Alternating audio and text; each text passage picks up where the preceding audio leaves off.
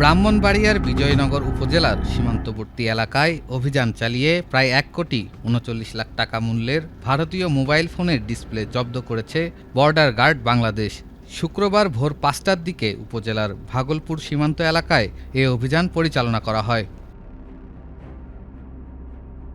BGB সূত্রে জানা গেছে, গোপন সংবাদের ভিত্তিতে সরাইল ব্যাটালিয়ন ২৫ বিজিবি এর আলীনগর বিওপি একটি বিশেষ টহল দল সীমান্ত পিলার ২০১৪/২ এর নিকটবর্তী বাংলাদেশের অভ্যন্তরে অভিযান চালায়। এ সময় ৩ থেকে ৪ জন চোরাকারবারি মাথায় বস্তা বহন করে ভারতের দিক থেকে বাংলাদেশে প্রবেশের চেষ্টা করছিল। টহল দলের উপস্থিতি টের পেয়ে চোরাকারবারিরা বস্তাগুলো ফেলে দ্রুত পালিয়ে যায়।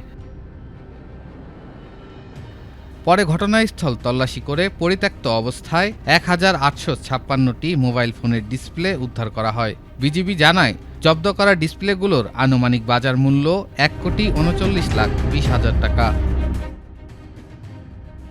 উদ্ধার করা মালামাল প্রয়োজনীয় আইনগত প্রক্রিয়া শেষে আখাউড়া কাস্টমস অফিসে জমা দেওয়া হবে। সরাইল ব্যাটালিয়ন ২৫ বিজিবি অধিনায়ক লেফটেন্যান্ট কর্নেল জাব্বার আহমেদ বলেন, সীমান্ত এলাকায় চোরাচালান, মাদক পাচার ও অন্যান্য অবৈধ কার্যক্রম প্রতিরোধে বিজিবির গোয়েন্দা নজরদারি এবং অভিযান অব্যাহত রয়েছে।